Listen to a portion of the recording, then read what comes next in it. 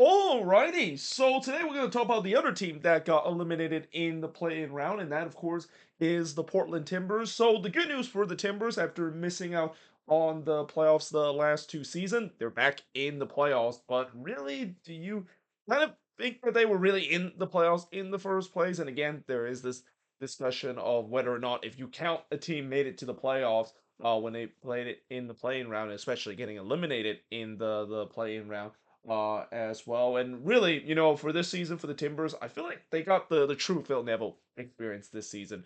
One of the big issue with Phil Neville when he was with Inter Miami is that that team was very inconsistent. Like there's times where Phil Neville can guide a team that is on a six-game winning streak or a six-game unbeaten streak, but then it quickly followed by a five-game winless run. And really, this season it just kind of felt like a roller coaster ride for the Timbers. They got off to such a poor start to the season, definitely got hot in the middle of the season, and then they kind of flamed out in the last part of the season. And as I'll mention in a bit, it kind of really foreshadowed of why they got absolutely smacked by the Vancouver Whitecaps in the playing round in what could be maybe the worst game they've ever played at Providence Park ever. But in terms of the overall record, 12, 11, and 11 is their overall record. They finished with 47 points. They scored 65 goals this season. So, one of the thing about the Timbers is that we know this team can score goals. Like for years, this team has always been one of the top team in terms of goal scoring.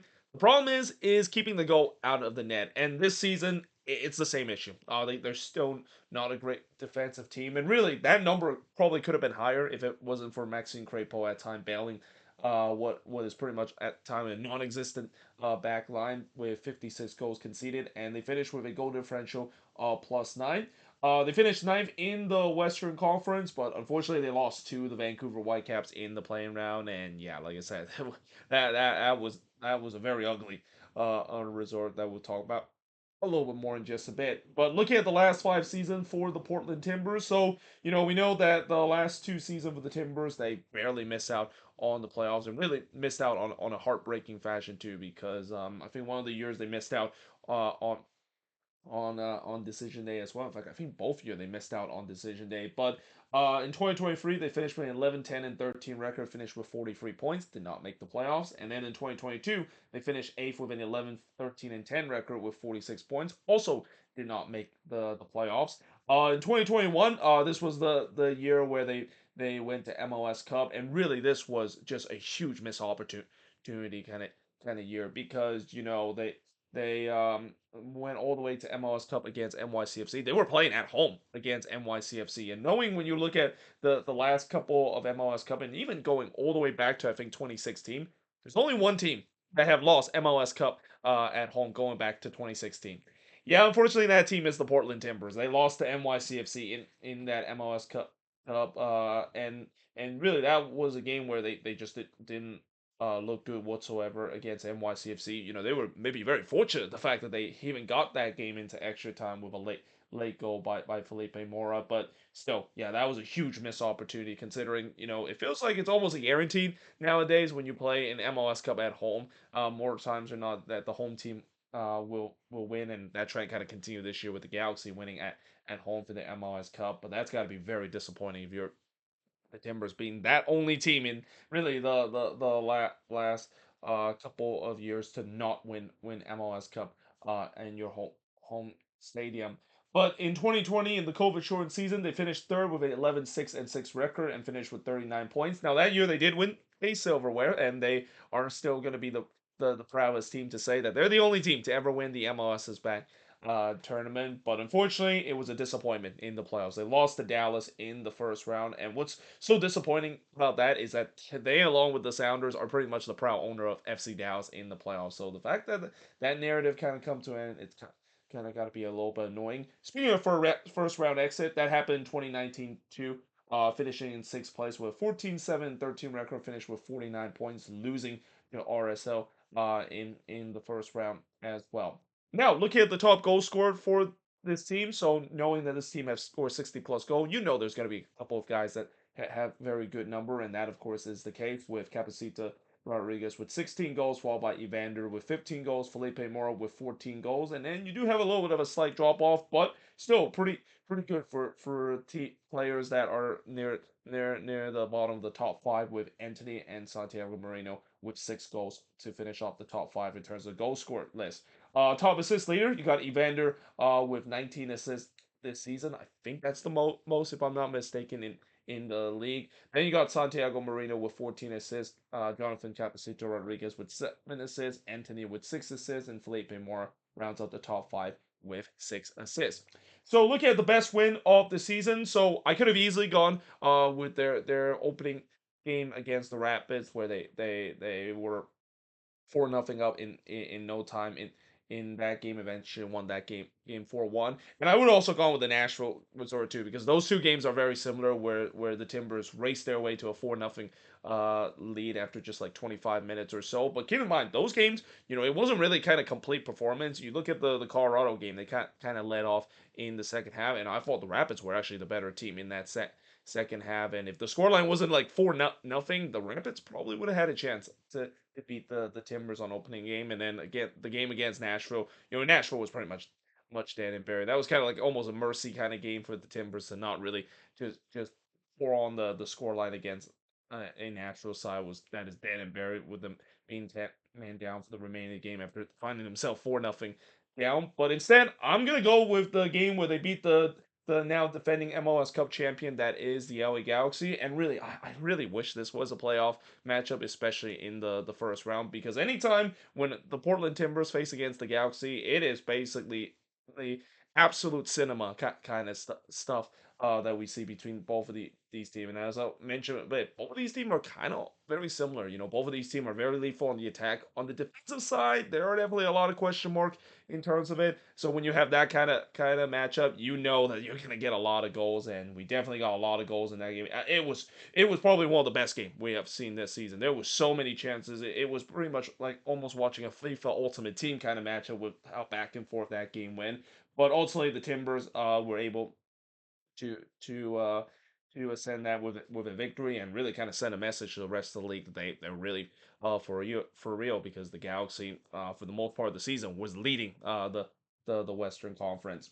But in terms of the worst loss of the season, yeah, I mean it's not even a discussion. It's the 5-0 loss against the Whitecaps. They chose the worst time to really suck the most in the season. And there are some bad resort this season for the Timbers, but it's nothing compared to the 5-0 beatdown that they suffer. And again, as I'll mention as well, it was kind of foreshadowed too, with the way that this 5-0 loss isn't really a big surprise. I mean, it might be a surprise considering Vancouver was also in a bad run of form to end the season, but I don't think it was a surprise considering how bad the Timbers were looking down the stretch as well. And it was really kind of one of those games where it's between two teams that have not had a great run of form down the stretch, but who's gonna be the one to snap out of it? And yeah, it's definitely not the Portland Timbers after that debacle.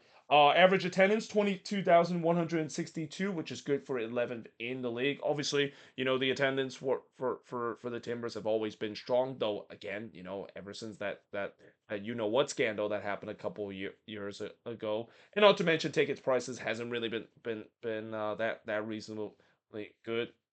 That's kind of put off a lot of Timbers fans to attend games at time, but still a very strong number. And know that for most of the game, Timber Army is gonna be in full voice, and that it just doesn't feel like it's a when you watch Timbers game, that even with some of the empty seats around the stadium, it just felt like it's almost a full crowd because of the atmosphere that is. And that you could argue Providence Park probably one of the best, if not the best atmosphere that we have seen in the league. Now, when you look at MVP this season, it's got to be Evander. I mean, this is a guy that at times in the latter part of the season was an MVP contender as well. I mean, he not only lived up to the potential and the amount that the Timbers paid him to get him in the first place, but then some in terms of him playing an MVP kind of level, and almost was single handedly dragged this team not only to the playoffs, but also potentially get this team deep into the playoffs and be a Western Conference contender. Disappointment, yeah, it's the entire back line. Again, it's the same story again. I think this is second, if not the third year in a row, I wrote disappointment in terms of the entire back line. I mean, you look at this back line itself, and what's crazy is that the Timbers did try to fix this back line. I mean, they did bring in some reinforcement. I think they brought in that Miguel Araujo guy or Araujo guy over the summer transfer window, if I'm not mistaken. And yeah, he didn't look good either. But yeah, this entire back line with Mascara and Bravo just they don't seem like it's Joe, and it's where this is where I'll also mention they're in a very tough spot in terms of trying to fix their defense because both of those guys are under contract, and both of them clearly have not lived up to anywhere close to what they were supposed to pay. And again, if it wasn't for Maxime Crepeau, I would say Maxime Crepeau might be an underrated MVP as well because again, I feel bad for him throughout the season where there's been times where he's been making save after save, but more times than not, he just kind of got hung out to dry, and that's why his stat number is not as good as what you think he is.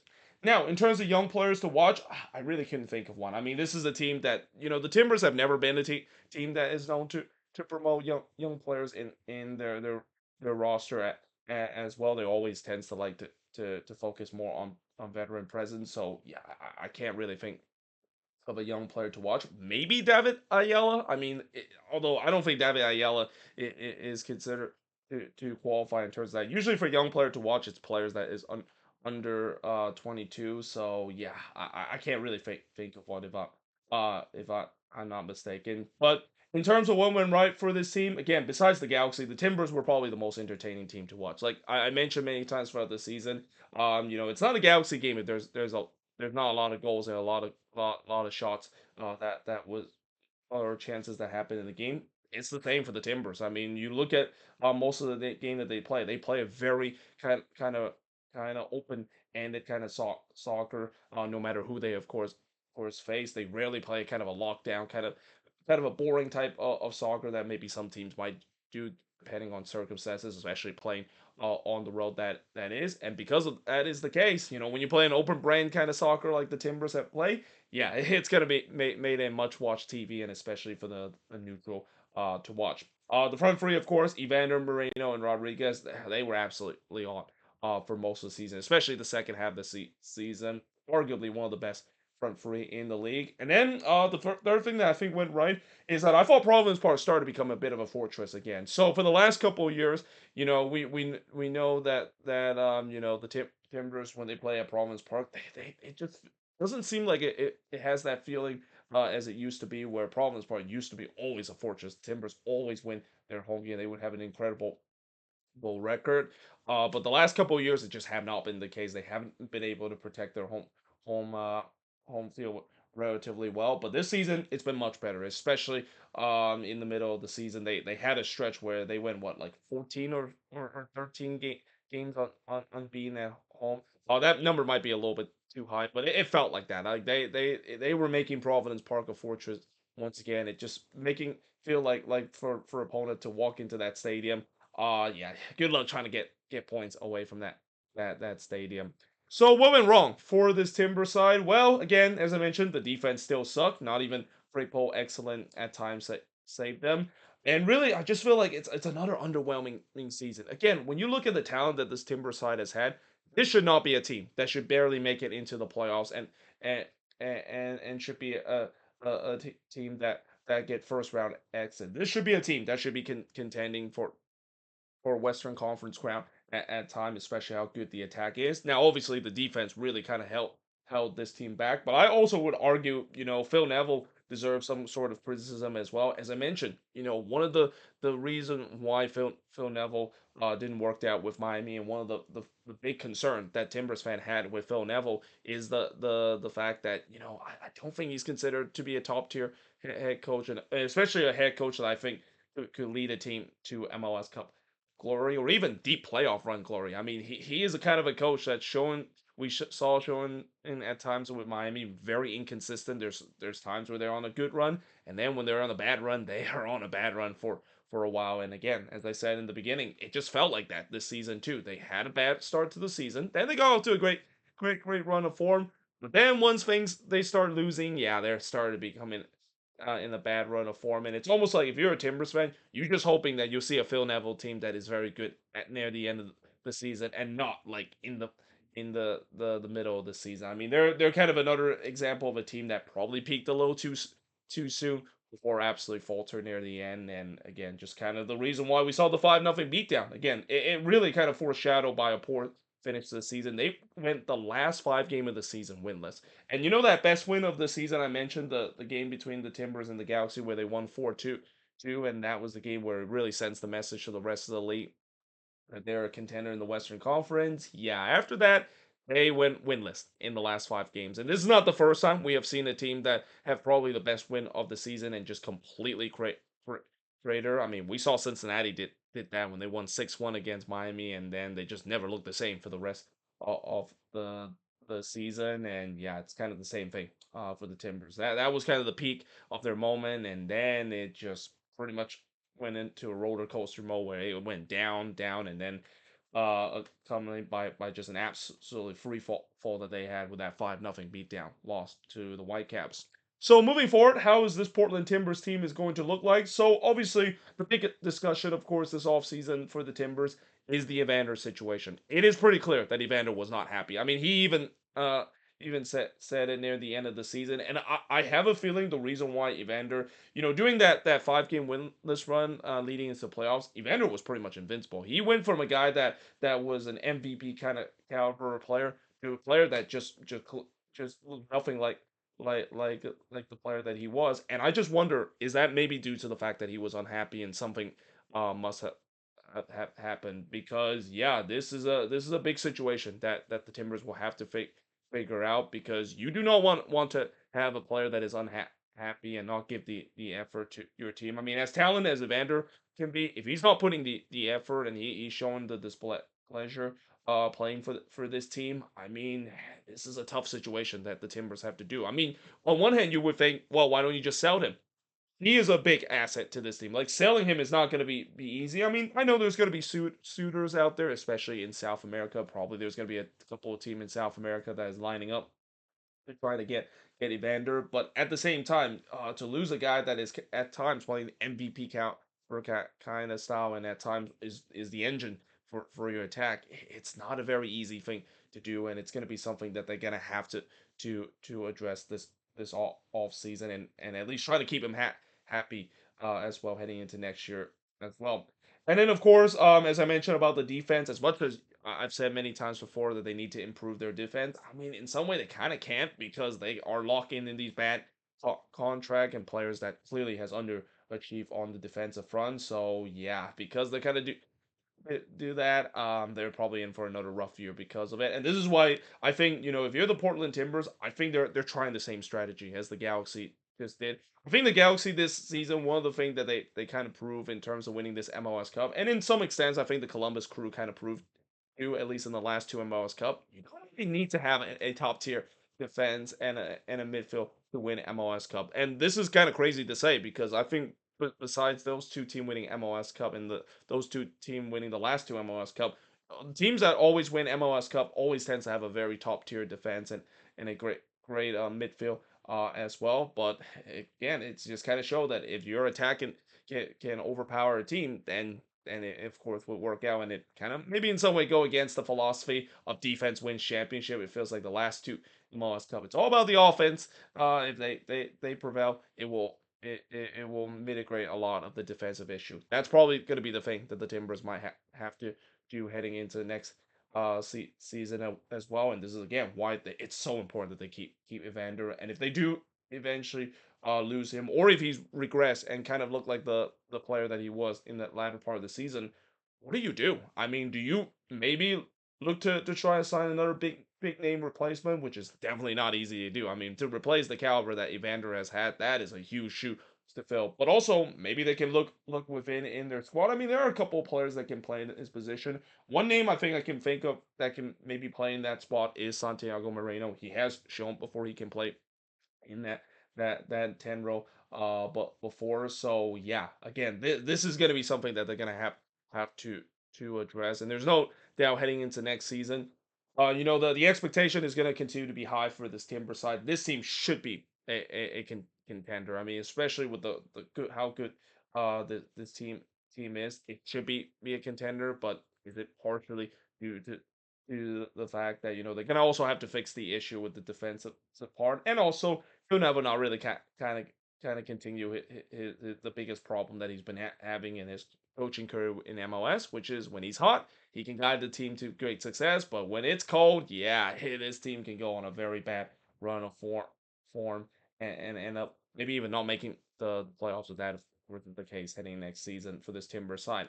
But there you have it. That is pretty much it. Looking at the Portland Timbers in the Moving Forward series episode. As always, let me know in the comments below what do you think of this video, and if you're a Timbers fan, what do you think is the MVP, disappointment, young player to watch, what went right, what went wrong, and most importantly, moving forward, how is this team going to look heading into next season? But till then, hope you guys enjoyed this video, and I will see you guys next time.